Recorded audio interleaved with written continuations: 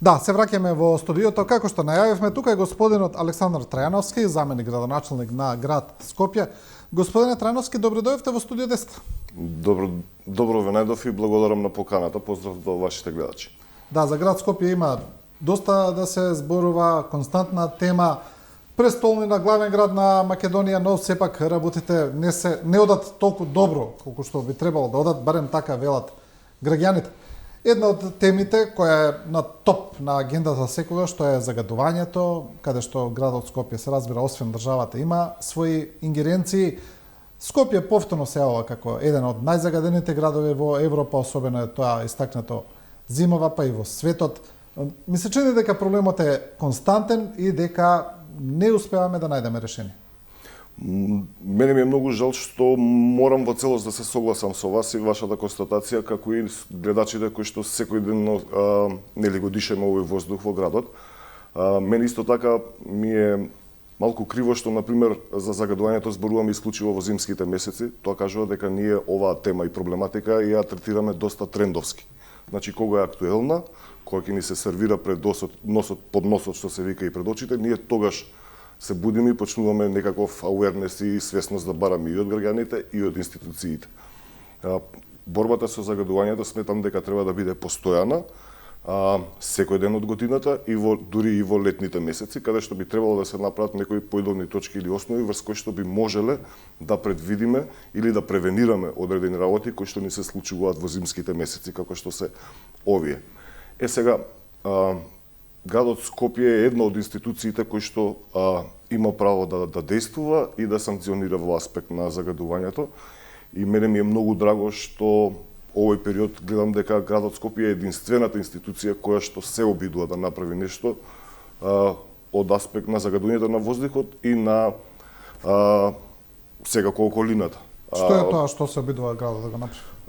Благодарение на својот инспекторат, градот Скопје постојано излегува на терен и се казнуваат сторувачи на диви депонии, се чистат места каде што несовесни граѓани и индивидуалци постојано и повторно создаваат диви депонии и незаконски и неправилно го одлагаат отпадот или го фрлаат онаму каде што ќе им текне. Зборуваме за сериозен тип на отпад од секаков карактер, особено оној најтешкиот, градежен шут, кабаст отпад, пластики кои што е многу тешко да се разложуваат и се знае дека тие истите мора да бидат предадени на соодветни институции и капацитети, истите да бидат преработени или stornирани, да кажеме. Да, колку се чести тие контроли? Читав дека скоро имавте една контрола за диви депонии, за складирање на отпад. Колку се чести тие контроли? Колку има капацитет инспекторатот на град Скопје? Понатаму, колку се политизира таа работа, бидејќи знаеме дека во минатото имавме ситуации кога, например, градот Скопје, инспекцијските служби на градот Скопје и инспекторите на Министерството за животна средина има контрадикторни резултати. Знаеме кога беше таа приказна за циментарница. Значи, тоа е прашањето. Колку има капацитет градот, дали е доволен и дали тука се гледаме политизација и во ова каде што не би требало да има политика? Па ние освен политизација во нашето општество друго и не можеме да видиме, без разлика дали станува збор за борбата против загадувањето или било која друга проблематика или тема. Оно што можам да го кажам е дека градскиот инспекторат со сите своји расположливи ресурси и капацитети действува секојдневно, но тоа не е доволно. Знаете дека во државниот систем има уште други 14 институции кои што би требало да постапуваат по ова прашање, особено во овој дел од годината. Мене ми е, например, жал што министерот за екологија се бави со некоја друга тематика и политика и мислам дека воопшто нити 1% од своите ингеренции во ова министерство и своите обврски не ги исполнува, него постојано го гледаме во некоја висока политика или слободно можам да кажам онаму каде што сметам дека не му е местото и не е назначен. Не дека министрите од владата не би требало да се бават со високи политики, но сметам дека еден министер за екологија треба сериозно да понуди некое решение или барем да се манифестира дека нешто се случува. Тоа јас како моја перцепција е дека ова министерство навистина никако не постапува нити действува, Друга работа е што, како што веќе напоменав, загадувањето не е проблем кој што град Скопје би можел сам да го реши. Овде треба да имаме координирани постојана соработка на сите овие инспекторати и институции, вклучувајќи и владата, за да можеме еднаш темелно прво да воспоставиме стандарди, а понатаму исто така истите тие норми и санкции да бидат манифестирани на терен. Инспекторатот на градот Скопје и луѓето кои што работат таму би сакал да ги поздравам, да поздравам нивната пожртвуваност и притисокот на кој што секојдневно се изложуваат. Најчесто нивното действување би требало да иде во соработка и во координирана акција со представниците на МВР, тоа не е случај. Најчесто за жал се доведуваат, прво се изложуваат на закани и на физички напади, а МВР дури потоа постапува и ги гони, да речеме, сторителите или напаѓачите. На крај сето тоа се завршува со еден информативен разговор во полициска станица, каде што после истите сторители биваат пуштени повторно на слобода, тие се враќаат на местата каде што веќе палат или собираат отпад и повторно си го продолжуваат нивното секојдневие со кршење на законите и загадување на околината и воздухот. Има една иницијатива на претседателот на ЗЕЛ Сорце Георгиевски за зголемување на казните, и тоа за едно драстично зголемување на казните за создавање на диви депонии. Мислите ли дека тоа може да помогне? Па мислам дека во насока на понатамошно действување зголемувањето на казни, да, секогаш би било логично да биде првиот чекор што ќе се направи, но дали е доволно, ако знаеме дека градот Скопје после утврденото прекршување на цементарница се изрече одредена казна, како и кривична пријава, гледате како завршува, каков е исходот од тој процес, дека таа кривична пријава и после 2 години, речиси 2 години, мислам, поправете ме ако грешам, гледаме дека нема правен исход и нема санкција за сторителот или, да речеме, точно информација што всушност се случувало и што се согорува таму, да речеме. Да. Значи, Добро... ние и институционално и вака живееме во една магла каде што не можеме да се постапуваме и немаме исход или резултат во било која иницијатива на борба или спречување на ваков тип на загадување. Но знаеме дека инспекцијските активности, да речеме, не се единствен дел кој треба да биде во борбата против загадувањето, има и други механизми, имаше порано се дава и субвенции за инвертери, се правеше некаква стратегија. Постои ли тоа се уште? Нешто не гледам дека тие субвенции повторно се даваат. Знаеме дека поранешниот градоначалник Шелегов со дрон ги бараше загадувачите. Колку сега тоа беше фолклора, колку успешно не знам, но мислам дека има и други методи, нели? Ја колку што имам информација, за жал тие дронови мислам дека никогаш не полетаа од просториите на град Скопје. Да. Не сум сигурен и дали се набавени. Треба да проверам, ќе ви информирам. Доколку биле, јас одговорно ви кажувам дека тие дронови никогаш не полетаа. Како што го почнав и претходното излагање, едно од одговор на прашањето, едно од решенијата е да се зголемат казните, но ви кажав, ние треба координирано с повеќе институции да работиме на еден синхронизиран процес и борба. Тоа е една тактика како во било која битка, да речеме, и со воена терминологија да се изразиме, да речеме војна, вие морате да имате стратегија и тактика која институција или кој батальон каде би бил поставен и како би действувал. Ке нас политиката е причина да ние немаме континуитет во ниту една поедобна точка од ово што го кажав тебе. Ако претходниот градоначалник давал субвенции за клими, сега не е случај тоа, затоа што и тогаш субвенциите доаѓаат со дотации, односно со субвенции од владата. Значи, владата ги доделуваше средствата на градот, а градот после ги диспрезираше кон граѓаните кои што аплицираа. Сега тоа не е случајот. Најверојатно владата можеби ќе повтори истиот процес, но сметам дека ќе биде преку други институции. Сега на почетоков на новава влада имаше една исто така мала акција, ако се сеќавате во Борис Трајковски се вршеше аплицирањето, па луѓе чека колони редици за некои си 100 единици на клима и уреди за да можат да аплицираат и да ги добијат истите субвенции. Така да тоа е незначително и не е системски во однос на борбата. Исто така дававме субвенции на пример и за печките за пелети, па после за време на ковид кризата имаше огромно зголемување на цената на пелетите и луѓето полека ги отстранија тој начин на загревање на своите домови, иако сметам дека е еден од најефикасните, особено на оние кои што највише го загадуваат градот и се уште се греат на дрва или на такви горива.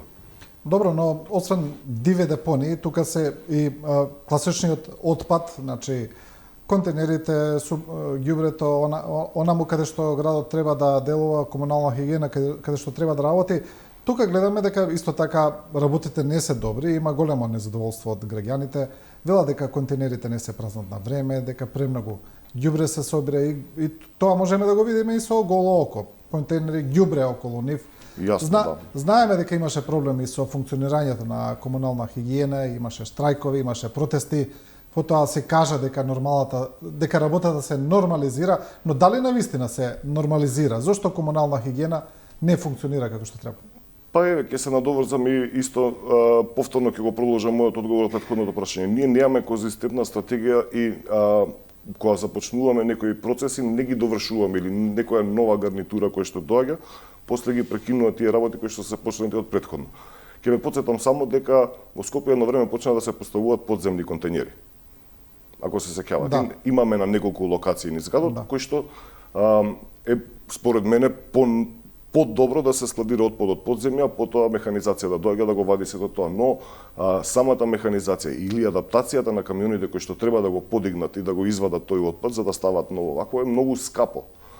И сега предпријатието се доведува до еден инвестиционен циклус кој што ниту може да го постигне, нити да го издржи сам. Тука треба да постои поддршка од градот и секако од владата за да можеме да одговориме на модернизација на возниот парк и на начинот на кој што го собираме отпадот. Дополнително, ја имам искуство со модел по европски метрополи и градови каде што ни били репрезентирани системи како се на самите контейнери постојат сензори кои што јавуваат самите сензори колку е полн контейнерот за да кога екипите на комуналните предпријатија, односно камионите излегуваат, да не мора да лутаат низ град и физички да морат да го видат контейнерот дали е полн за да го испразнат, него самиот систем на тие сензори кои што јавуваат кои контейнери се полни, даваат рута на возило кој што треба да помине истите да ги испразни. Тој систем го има Истанбул, го има Виена, го има Минхен, Франкфурт, Бордо, Париз и така натаму и така натаму. Многу едноставно. Претходните градски структури го започнале тој процес, да речеме дел од тие контейнери кои што можат да бидат приспособени да биде ставен сензор на нив беа набавени од страна и на градоначалникот Коцетановски и потоа новите кои што беа донесени од страна на Петре Шилегов. Добро, сега се уште не добивам конкретна слика каде е проблемот. Вие зборувате за системски пропусти за немање стратегија систем. Еве конкретно со комунална хигиена. Дали е поради тоа што предпријатието нема пари или поради лош менаџмент? Каде е проблемот? Зошто еве Скопје се дави во ѓубре? Повеќе фактори играат игра. Јас го започнав одговорот на прашањето дека потребна е нова механизација или постоечката постојано да се обновува или сервисира. Сега, во овој момент, во овој мандат, Советот на град Скопје, сите јавни предпријатија се во политичка неволја за излегување во пресвет на потребите на јавните предпријатија. Имаме ситуации каде што се гласа буџетот на градот Скопје, но програмите, инвестиционите програми, развојните програми на предпријатијата не се изгласани. Еве конкретно сега оваа година, буџетот беше изгласан на 28 декември, ниту една програма на јавните предпријатија не беше изгласана. Следната седница на Советот на град Скопје е во четврток. Истите програми повторно ќе се најдат. Се надевам дека овој пат, иако 3 години уназад јас лично ги повикувам колегите советници на разум, дека овие се основни средства за кои што прво јавните предпријатија можат нормално да функционираат, а дополнително да можат да ги обновуваат или да ги модернизираат нивните технологии. Така да, ова е едната работа која што напоменав. Втората работа се годишните планови за вработување.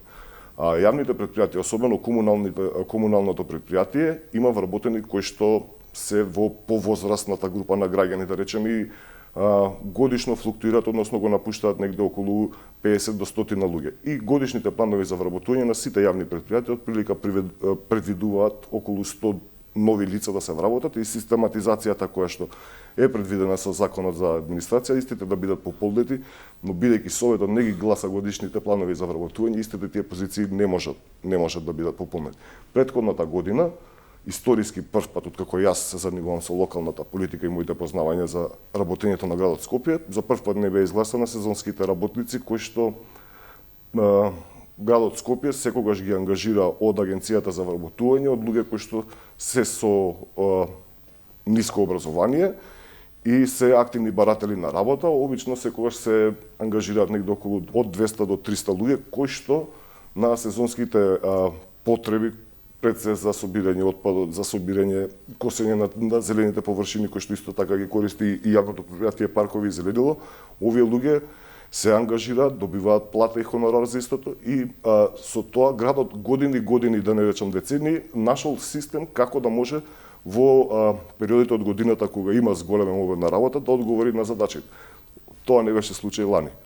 Значи, не може да се ангажираат поради неизгласаните програми? Да, затоа што не се гласаат програмите. Јавните предпријатија не добиваат поддршка од Добро, што значи еве за граѓаните да разберат? Што значи тоа доколку не е изгласана програмата? Бидејќи доколку е изгласан буџет, предпријатието има пари. Што значи доколку не е изгласана програмата? Истите пари не може да бидат ефектуирани или пуштени во промет во набавки. Еве конкретно лани за претходниот буџет од 2024 година, кој што исто така беше изгласан на вонредна седница во јануари месец 2024 година, поголемиот дел од програмите на предпријатијата беа изгласани на 28 август 2024 година, значи 8-миот месец од годината. Во тоа, вака финансиски презентирано, ти остануваат 4 месеци од годината, значи тоа е последен еден квартал и финансиски и календарски во кои што сите јавни предпријатија прво треба да ги направат плановите за јавни набавки, истите да бидат пратени до бирото да бидат одобрени, потоа се пуштаат огласите и да можете да направите јавни набавки за веќе годината кога ќе заврши не можете да ги реализирате. Значи тоа е свесно доведување до нефункционалност на градот Скопје и на јавните предпријатија. Добро, што се случува во Советот? Знаеме дека градоначалничката обвинуваат за блокада, советниците обвинуваат градоначалничката за игнорантски однос, недоаѓање на седници, за дрзок однос. Значи, но оно што гледаме дека Скопје на некој начин функционира вака, полублокирано, ајде да речеме, или полуфункционира. Со една врзана рака, да речеме. Да, отприлика. Еве, вие како би опишале? Трагично. Ја би рекол дека ова е еден од најдушманските мандати во Советот на градот Скопје и воопшто на локалната самоуправа кај нас во Македонија. И мене ми е многу жал што колку и да елаборираме и да објаснуваме, ние на крај жртва и единствените губитници се граѓаните. Затоа што да потрошиме 4 години да се обидуваме да не се набават нови автобуси, иако цело Скопје и сите граѓани кои што флуктуираат во главниот град знаат дека сме во очајна потреба да го обновиме возниот парк на ЈСП, истото да не се прави, да не се дозволува да се направи, мислам, далеку од политички сериозно и после далеку сериозно од аспект на тоа што граѓаните ви го дале како доверба или ви избрале да одлучувате во нивно име. Ако вие сте оделен на избори и сте им кажувале дека ќе набавиме нови автобуси, најверојатно тоа истото треба да го направи. Сега, например, целата енергија на мнозинството во Советот, конкретно на ВМРО-ДПМН, е насочено на тие автобуси да не се набават во мандатот на овој градоначалник. Што е трагично.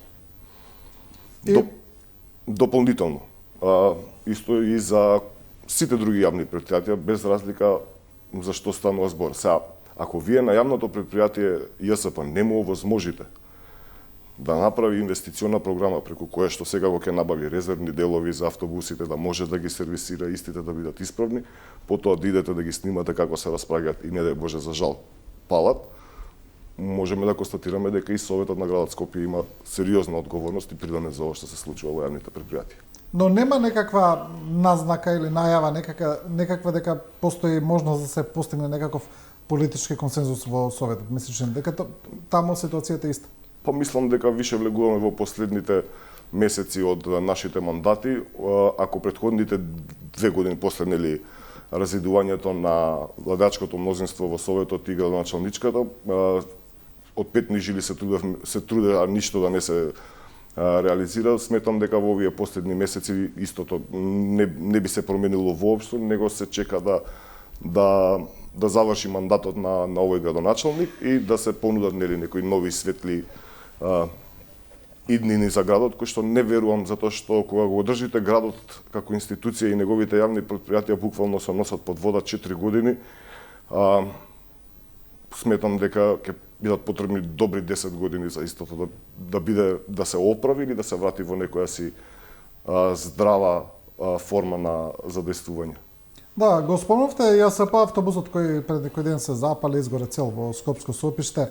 Прв пат се случи, мислам дека во историјата Скопје да остане без јавен превоз, краток период барем, нели кога беа протестите, кога јавното предпријатие остана без нафта и така натаму. Значи, Скопје не само што не напредува во однос на унапредување на јавниот превоз, туку во 21. век дојдовме да немаме никаков јавен превоз, што не се случува. За жал, да. Наназад еден век можеби. Значи, апсурдна е состојбата, но исто така и јавното предпријатие ме се чини во очена состојба.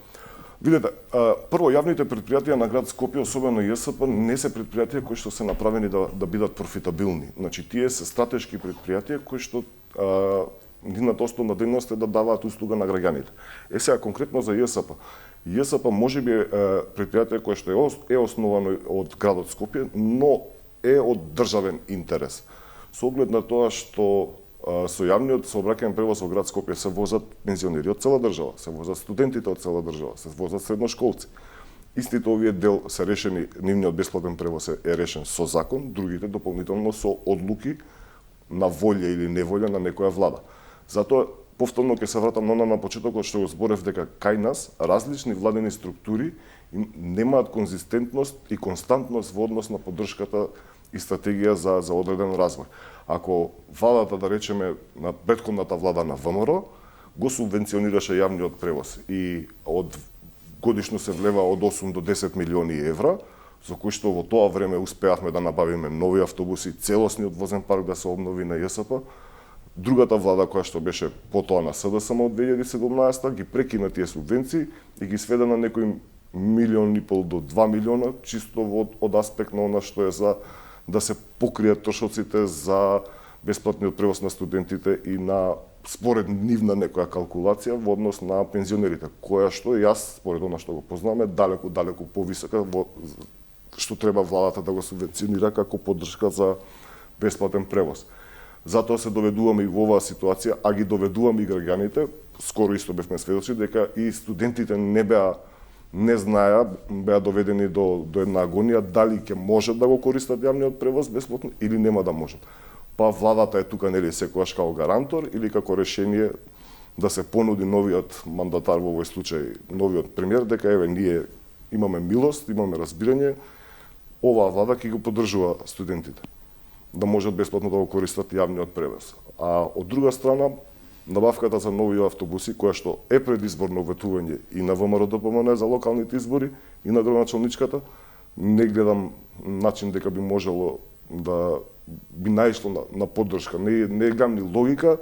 ВМРО-ДПМН после 27 седмици на кои што истово било понудено како опција да можеме да влеземе во процес на реализација, гласало против или ја напуштало седницата, сега, например, за 2 месеци да го сменат мислењето и да тами на набавка на нови автобуси. Добро, еве во поглед на Советот, што е со обвинувањето на советниците дека градоначалничката не доаѓа, дека ги игнорира? Не знам, вие одите ли вие на седниците? Јас до сега сум имал едно отсуство, ова ми е втор мандат во Советот на град Скопје, до сега имам едно отсуство. Сега во брзо време беше. Не знам, тоа е значи од начинот на кој што вие ја прифаќате и улогата на советник во градот Скопје. Ако сте избраник на граѓаните, вајда таму треба да бидете присутни да се борите за нивните интереси. Ние овој мандат имаме сериозен проблем за обезбедување кворум на седниците, за да можат истите да дотрајат. Например, се доаѓа на почетокот на советот и за 20 на минути салата се празни, работиме едва и со 50% капацитет. А на колку време имате седници? Еднаш месечно. И на таа еднаш или два пати, во зависност од... И на таа еднаш месечно седница... Да, не можеме да обезбедиме кворум. На која се платени советниците, се разбира, земаат пари платени, не може да дојдат да посетат еден саат, 2 часа. Да, видете, политиката кај нас и политичките партии има деградирано улогата на советник во општините и во градот Скопје, затоа што тие советници кои што се нудат пред граѓаните, истите добиваат поддршка, но тие советници потоа не ја третираат темата на градот или материјата која што им се нуди дека треба да бидат гласени или да најде на нивна поддршка или да не најде на поддршка. А никој тоа не го не следи? мислам дека тука нема никакви Граѓаните. емоции. Па сега градот како институција се потруди истите седеци да може да возможи да идат онлайн, да бидат јавни на официјалните профили на социјалните мрежи. Сите седници одат во живо. Од таму, за жал, најчесто сме, нели, тој видео за материјал е извор на, да речеме, материјали за подсмев, за препукување по тоа, но сметам дека граѓаните треба многу повеќе да внимаваат на локалната политика, неголи на политиките на владата, затоа што и јас како граѓанин сметам дека и сите граѓани многу повеќе се засегнати од условите кои што градот и општините им ги нудат како нивно опкружување секојдневно, значи решавање на уличното осветлување, на јавната чистота, на хигиена, на инфраструктура, вода, притисок и такви работи, како и модернизација, нели, на услугите, дигитализација за нас, на пример, како град, сметам дека е мисловна инака и многу сме далеку да почнуваме да збориме, иако цело време по овие форуми или некои си собери гледаме дека темата е присутна повеќе од 10 години, но ако ние не можеме да збориме за нови автобуси, за нов систем на начин на обработување, третирање на отпадот и собирање на истиот, мислам дека сме далеку од модерни решенија кои што ги имаат светските и европските метрополи. Да, знаеме дека сме далеку.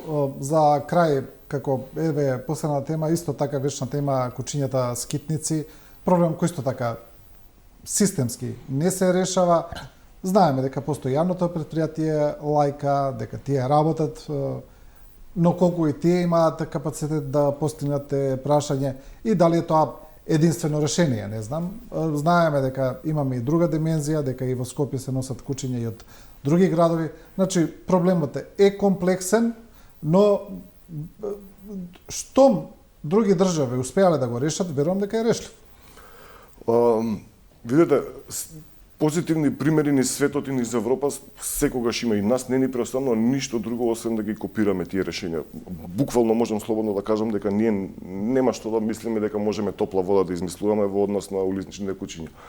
Проблемот кај нас со јавното претпријатие Лајка е исто така што ова претпријатие е во незавидна финансиска состојба, исто и таму можам да кажам дека има дисконтинуитет во начинот на действување. Ако претходно беше залови стерилизира и врати на локацијата каде што тие улични кучиња биле земени, сега се доведуваме во ситуација да капацитетите на Лајка се целосно исполнети. Таму имате кучиња кои што чекаат вдомување сега. Ние треба како град и како јавно претпријатие и раководството на тоа јавно претпријатие треба да одлучи дали ќе биде шелтер кој што ќе згрижува бездомни миленици или ќе го третира проблемот на граѓаните. Пошто граѓаните секојдневно се наоѓаат во борба со улични кучиња без разлика дали тие биле наши скопски или се донесени од страна. Значи ние немаме систем нити санкција кој што би можел, доколку видите вие да речеме камион со 10 кучиња качени, зашто би го казниле? За превоз на кучиња? Имаме таква санкција? Немаме. Па дури да видите дека ги пушта во градот, исто така што ќе ме направите? Не можеме ништо да му, ќе го пријавиме во полиција, ќе дојде полицијата, ќе му пише една пријава, прекршочна некоја си парична символична казна. Зашто? Не знам. Да, не знаеме, по член, да. Ама сакам да кажам дека, повторно ви кажам, проблемот со уличните кучиња е многу подлабок. Затоа и она што се започна како Лајка, што е позитивно и добро, гледам дека некаде во низ годиниве и во приказнава полека истото не може да се справи со проблемот и останува на една маргинализирана нота на действување со кое што јас ги разбирам сите луѓе кои што се вработени во Лајка и кои што помагаат и секојдневно придонесуваат сами. Тие луѓе таму носат храна, наоѓаат спонзори за медикаменти, лекарства за тие кучиња да бидат третирани, но тоа не е проблемот на граѓаните. Граѓаните немаат потреба тие кучиња да бидат здрави и да чекаат свој дом. Граѓаните се уште имаат проблем со кучињата кои што се на улицата и ги застрашуваат и ги заплашуваат или не дај Боже напаѓаат секој ден. Доред ние ја спомнавме Лајка. Лајка е само еден сегмент од системот, тој е многу покомплексен програм. И повторно ќе кажам дека и проблемот на уличните кучиња не е проблем само, не би требало да биде проблем само на градот, него треба и државата и другите институции како Агенцијата за храна и ветеринарство и тие некои други овакво да се позанимаваат и да се направи еден кохезивен систем со кој што би можело да се да се действува малце поефикасно. Па најголем дел од бездомните кучиња се миленици кои се чувани, па после се пуштаат на слобода од самите граѓани, па потоа тие се размножуваат, така натаму. Најголемиот дел е несовесноста на граѓаните кои што прво домашно милениче не е трофеј да го купите или пришано мече па да можете сега ви актуелно интересно да си играте, па после ставите го на полица. Тоа е сепак живо суштество кое што има своји потреби, значи на дневно ниво, физиолошки, секако, значи како едно животинче, а граѓаните најчесто се да речам излажани или они самите се заведуваат дека јас сега сакам да имам куче, ќе си го земат, за 2 месеци им поминува меракот и после тоа истите тие кучиња завршуваат на улица. Истиот случај со личните кучиња, како настанале тие, им избегало домашното милениче, отишло се спарило со некое си локално фрајарче, да речеме што ги викаме ние, доаѓаат дома и јас ги разбирам, кучево се породува, раѓа, например, некои мешанчиња за кои што нити собствениците се спремни да ги чуваат, но исто така од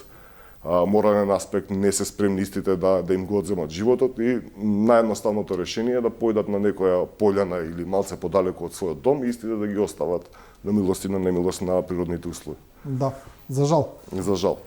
Добро, Александар Трајановски, ви благодарам за ова интервју, за учеството, па да се надеваме работите во град Скопје да се подобрат малку. И јас се надевам многу дека би сакал многу работите да се подобрат и мене ми е многу жал што овој мандат, овие 4 години, ние на вистина, зборам за Советот, овој колектив на Советот, на вистина немаме ниту една работа со која што би можеле да се пофалиме, да им кажеме на граѓаните дека еве ние ова го издействувавме и го направивме за граѓаните. Трагично, но тоа е тоа, политичка неволја. Да.